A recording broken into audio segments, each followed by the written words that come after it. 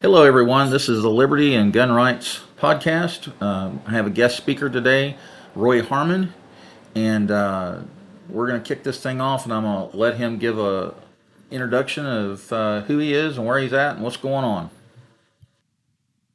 Oh, thank you, James. As uh, as you know, I'm something of an amateur historian. I'm interested in liberty issues as a philosophical matter, and of course, as a citizen. And I have always welcomed the opportunity to promote those interests where I can. Being that this is not my main vocation, I clearly can't take as much time on that as I wish, but as the years have gone by, I've found more time, more opportunities, more leisure to be able to do the things I like. And history is one of those things. And American history in particular, and the colonial period is probably my favorite period because I think it was a time when our country was at a point where it might not have ever come to be, but through a remarkable set of circumstances, very rewarding to anyone who takes the time to explore them. It's an inspirational thing. We ended up with a country which has stood us well all these years. And now it seems, at least in my estimation, we're at a place where perhaps we're at a tipping point, another set of decisions to be made about which direction this republic will go, or even if it will remain a republic. And those things that were thought through so carefully and fought for so hard over the years now seem to be, at least in some quarters, up for a reevaluation. And so I think a podcast such as this, an opportunity for people to perhaps develop an interest in this topic, this might be the very time when that interest would be rewarded by an opportunity to be a more effective citizen. And if you love this country and your freedom and liberty, which I'm sure you do, to have an opportunity to be more effective and seeing that carries on to the next generation. Hey, Roy, that's very interesting. Roy and I are both founding members of South Carolina Carry. It's a 401, 501c4 nonprofit, and we're the organization. South Carolina Carry is a gun rights, gun education, gun safety advocacy group, and we have been working since 2015 to further our liberty and further our gun rights in South Carolina. And it's been an honor to work with Roy and the other board members in this organization, and we have certainly seen some liberties increased. We got we got our reciprocity with Georgia.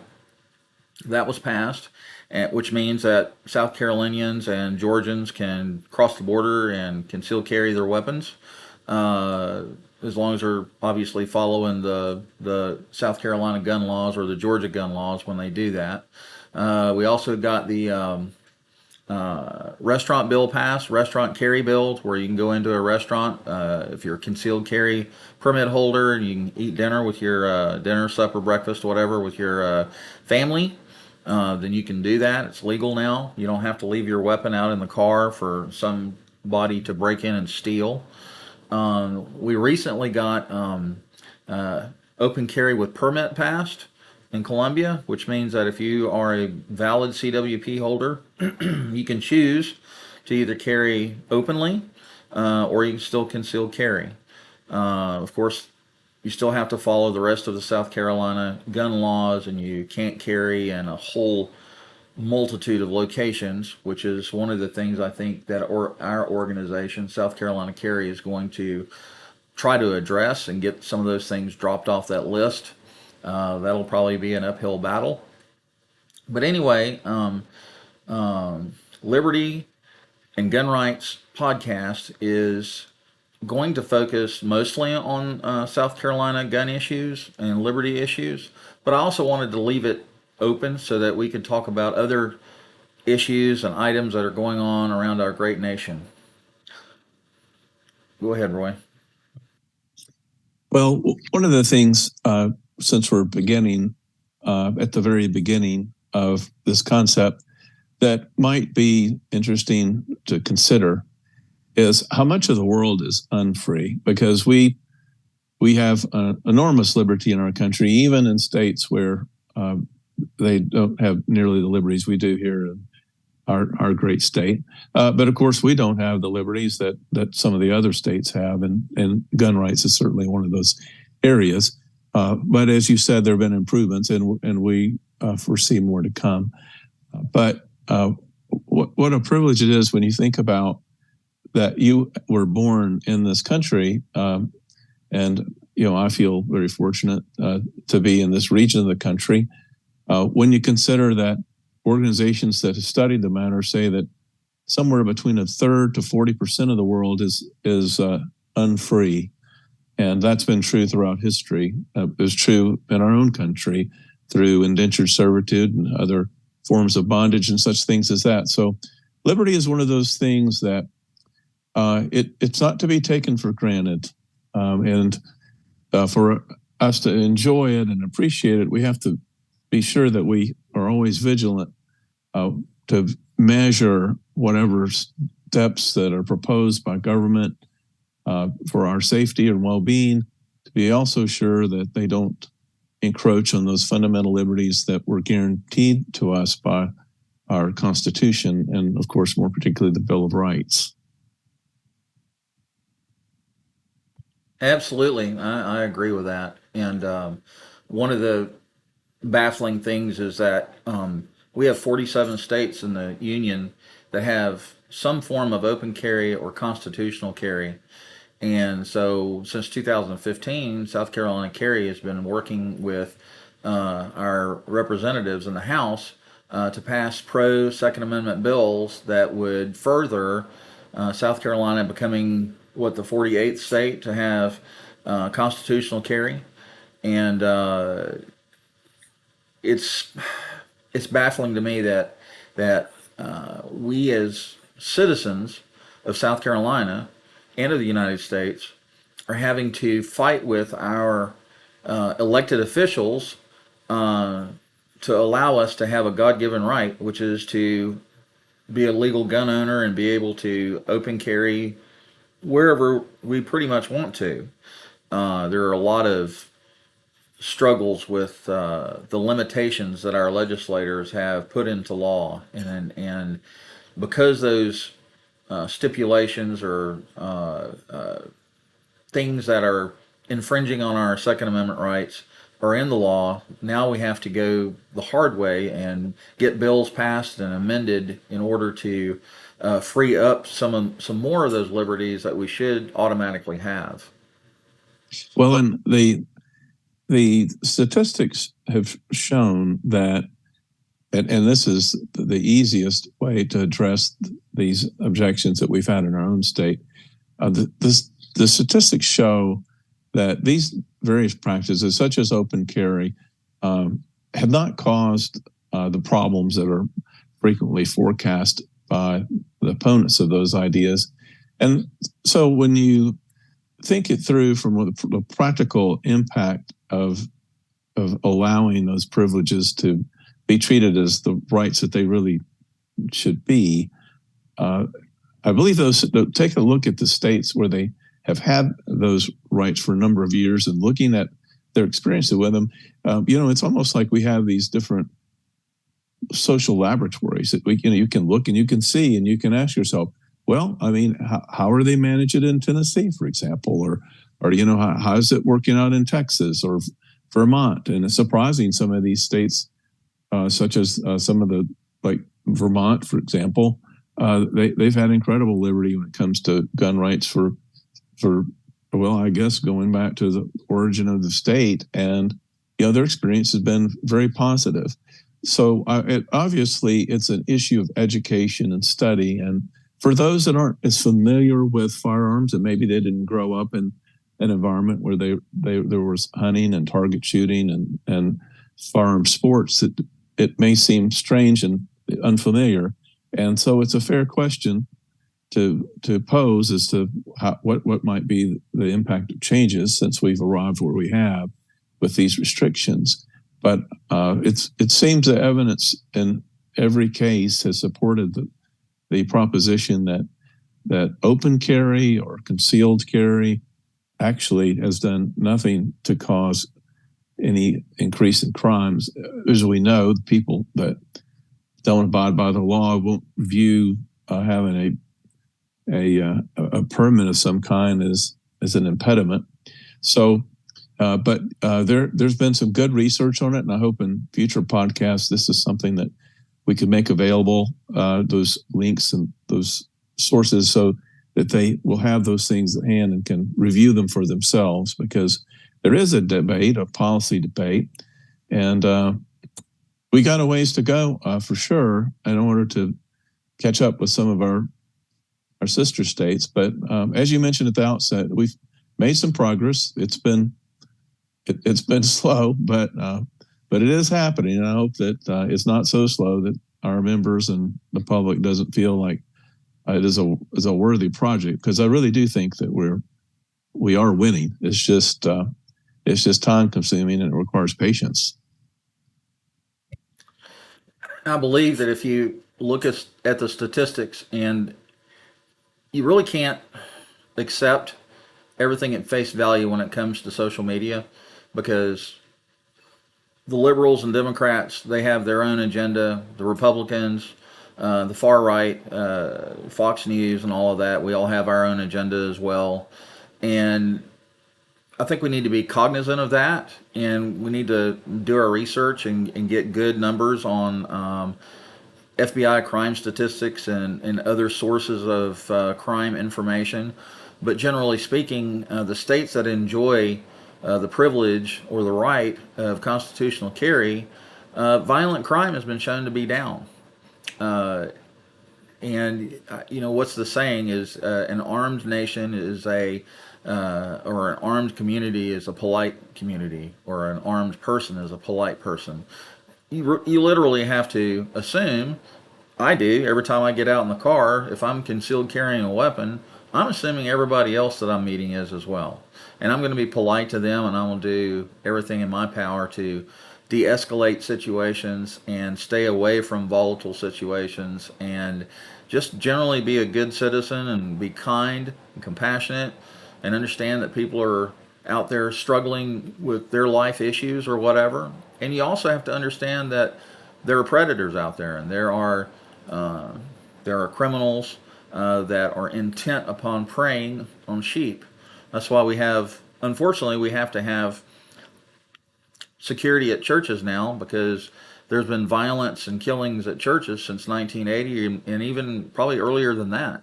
But now churches have to consider the fact that they want to keep their congregations safe, and so they have to fire up or develop church safety and security programs to where sheepdogs like us stand watch. We stand watch at the gate, and we look for threats, and we look for people that are coming onto the property, or hopefully not into the auditorium or the chapel, and look to do damage and to do harm.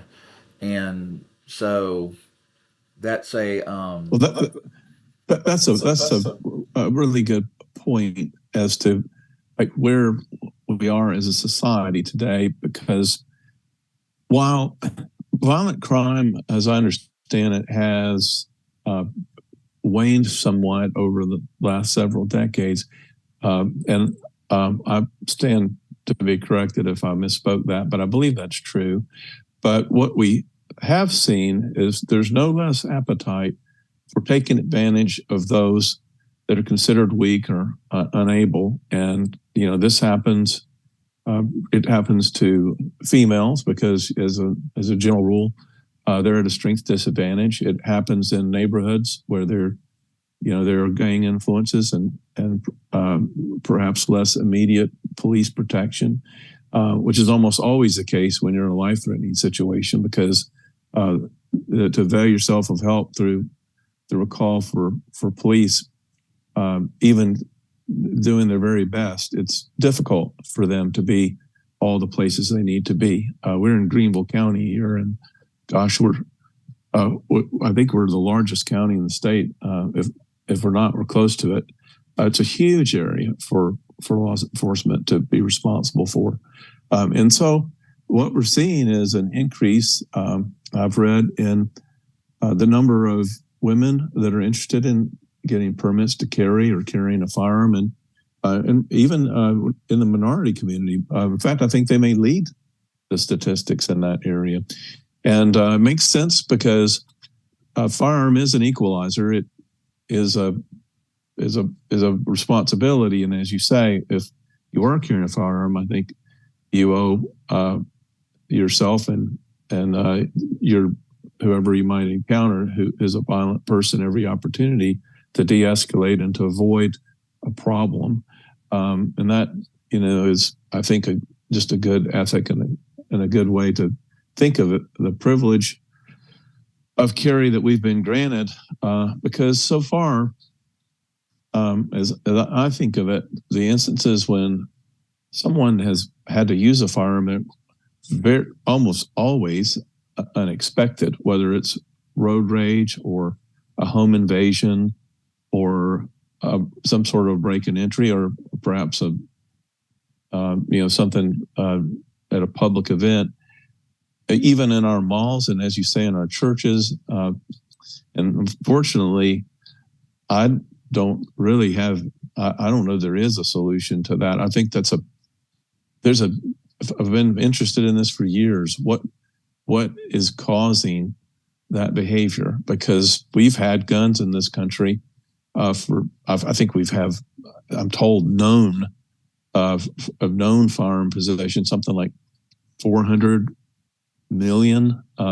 That's what is known. So it's not that we just began to find people in possession of more guns. We've had them for decades and decades and decades, but we've not had this sort of violence and these sort of bizarre events.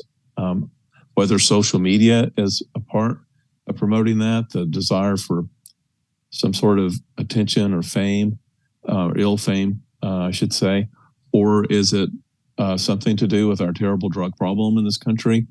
I don't know, but it just doesn't seem like there's a good solution available as people would like to have, to say, well, let's just round up all the guns. There are too many, I think, and I don't think it's really focused in on the origin of the problem, nor do I think it will be effective. And so that's the public debate that we see in the papers and in the media. And I always feel like it begins at such a naive place when the idea is that we'll just disarm everyone. I just don't see that it's possible. And with our open borders, such as we have, I don't think we even know who we have and what they're bringing into the country. And I fear we're going to find out that it's not all positive as the years go on, because, as you know, that's the problem, is nowhere near finding a solution. I think in our recent history, Emmanuel 9 is the episode or the event that happened where 9 churchgoers were killed at Mother Emanuel Church, downtown Charleston, South Carolina. And the sad thing is that they took this white male into their Bible study. They invited him in with open arms, and he actually attended the Bible study for a while before he started killing people. And one of the pastors, associate pastors, I don't know what his role there was. I know he was in the leadership. He actually had a CWP, and his firearm was out in his vehicle, because that's what the rule of the church was that no firearms were allowed in the chapel or anywhere inside the church. And sadly enough, there are still today in 2023, there are churches and pastors that they have the thought that, well, violence hasn't happened here for the last 30 years, so why is it going to start today?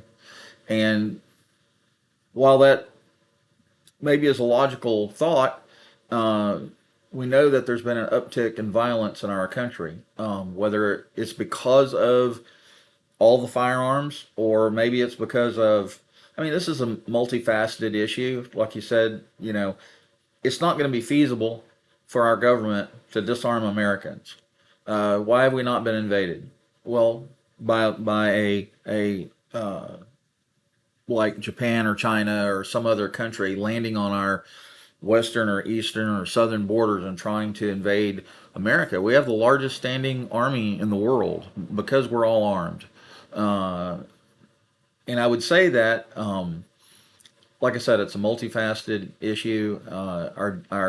Our judicial system in America is broken. Our mental health, mental retardation system is broken. We have sick people that are stealing guns or buying them on the black market. I remember when President Obama came down here to Charleston, to College of Charleston, he said that it's easier to buy a gun than it is to buy a book in Charleston, South Carolina. You know, and when he said that, I was thinking, how ridiculous is that? I mean, yes, if you're buying them illegally, if you're buying them out of the back of somebody's car, or you're breaking into somebody's home and stealing it out of their home, then sure, it's easy to find a firearm. But you know, focusing on the instrument. How many drunk drivers do we have in America? How many people have been killed because of drinking and driving? I don't see any legislators trying to ban cars off the road.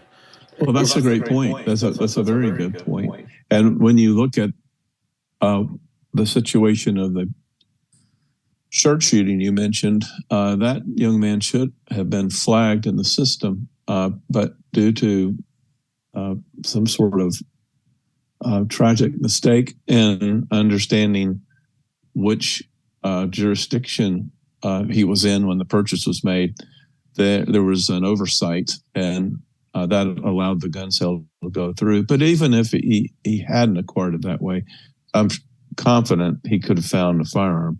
It's not, as we've now acknowledged, there's just too many available by one means or another. The statistics have shown, and interviews with prison population have supported this. It kind of makes sense, really, that most felons that are interested in committing a crime where they feel the need to have a gun, they actually only have the gun so long as they need it for what they're planning. They don't want to be in possession of a firearm as a felon, because that will carry additional penalty, or penalty just freestanding if they're caught carrying a firearm as a felon. So most criminals really don't have a stock of firearms that they keep in their homes or where they stay. The statistics show that they acquire a firearm when they need it, and then they dispose of it afterwards. So really, the project is probably not even well conceived when it comes to trying to disarm people that work on that basis. What really is discouraging is how little work is done to harden those known targets. It's not possible anymore to say it's unforeseeable that something as tragic as a shooting in a church or school would happen. That would be ridiculously naive.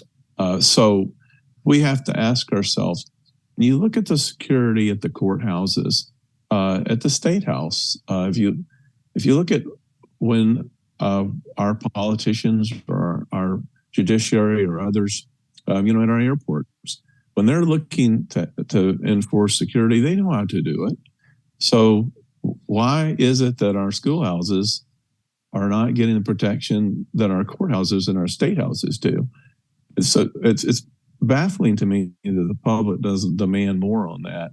And I think that eventually they may, but it certainly hasn't happened so far. And to me, that's one of the most bewildering aspects of this, that we continue to have these soft targets, even though we know that there are people out there, such as what happened in Nashville recently. I'm sure all the listeners would be aware of that, where there's someone, for reasons that still haven't really been disclosed, decided to show up at school and take the lives of some teachers and young people. Were it not for the Nashville police doing an amazing job, it would have been much worse. But having the kind of protections we have at the courthouses, and that our politicians have, when they meet at the State House. That seems very reasonable to me, because the public, we are basically in loco parentis when, as a society, we compel people to come to school. It's required.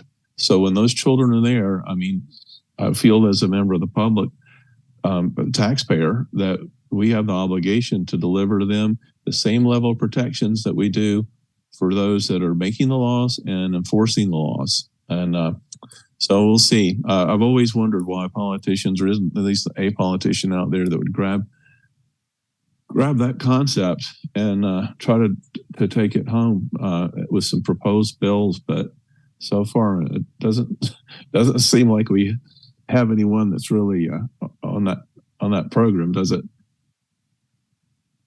Yeah, it makes me wonder too. Active shooters, they select soft targets because honestly, they're cowards, and they are looking to inflict as much damage as possible in the shortest amount of time. And they realize that they're going to meet some resistance eventually. The police are going to show up, and they're going to end that situation. A lot of times they just end it themselves by committing suicide, which shows what cowards they really are. But yes, we all need to be aware of the fact that we're our own first defenders, our own first responders, rather. And I think the average response time for most law enforcement agencies is around 10 minutes. If you live like out in Greenville County or Spartanburg or Nye County out in Open PD, it used to be called Live PD, now it's called On Patrol. Those sheriff's deputies spend 20 minutes sometimes getting to a call to respond to violent crimes, and so we have to, as armed Americans, we have to learn how to use our brains and arm ourselves and train with our firearms. And firearms are only one tool in our tool chest. I mean, we have the most powerful tool that we have is our brain, common sense, accumulating knowledge, accumulating training, and all of that. But like you were talking earlier, one demographic that has just taken off in the last 5 or 6 years is women shooters. Women shooters are cognizant of the fact that they need to be able to defend themselves, and so they're buying firearms legally, getting their CWP, getting their background checks, their FBI fingerprints, and the whole shebang. And they're training with different women's organizations. Next week, I hope to have Gray Lady Defense with Candy Harrell. She's going to be a guest speaker next week on our podcast, and I'm looking forward to her talking to our audience about female shooters and how important it is to get training and do what they need to do to be able to defend themselves. It's all about liberty and gun rights. I think that when we see how the I'm going to call them the political elite, because I'm not sure exactly how to describe them others, but they will have their security. They travel with security, and so their opinions on the issues we're talking about, to me, ring hollow when I know that in the world we live in, and certainly even more so in some of the folks that are, in some of the transitional neighborhoods, they face increased risk above what I face. But my thought is, being a really a libertarian generally in my view of how things should be handled, everyone really should do what they feel makes them safest. And if they don't feel comfortable owning a firearm or don't want to have one in their home, then that is their choice. And they then live with the limitations of what protection they can have from law enforcement due to timing and all those sorts of things. And, and then again, all of us have to be environmentally aware of where we go and, what time of day, and is this a place I really should be by myself or even at all? And those those are, like you said earlier about our best weapon is our brain. I mean, if it's not wise to go into areas on a jog with your AirPods in and running dark or early in the morning by yourself. Particularly if you really have no means of protection and you're not a large or effective person at self-defense, and probably I don't know that I'm pretty sure I wouldn't want to be in some of these neighborhoods where I see these folks running at times. And so I'm thinking that those are choices I wouldn't make, but then again, it's their right to do that. I think that the education process that we're talking about would be helpful in that people could understand how firearms could be handled responsibly, how they can form part of your safety program, if you will, for your home. And then if you choose to have a permit, or as our law is perhaps moving in the direction where that won't be required, that level of protection might be something you're comfortable with. And I think with a little education, most people could become very comfortable with it. And hopefully one day that will be possible. And I think it, as you said when sometime back in this conversation, it changes things when a perpetrator doesn't know whether you're armed or not. Hey, It's a Roy, general rule. Yes. Hey, I'm sorry to interrupt you, but we've got less than a minute to wrap this up. Okay, So go ahead. I want to thank you for being a guest speaker here at Liberty and Gun Rights Podcast. I look forward to us doing more of these in the future. And to my audience, thank you for listening. If you've listened this far, share this podcast with all your friends and neighbors and family. And we look forward to having further conversations about liberty and gun rights and self-defense and all those things that encompass that. Good night or goodbye, and y'all have a good day. Thank you for listening.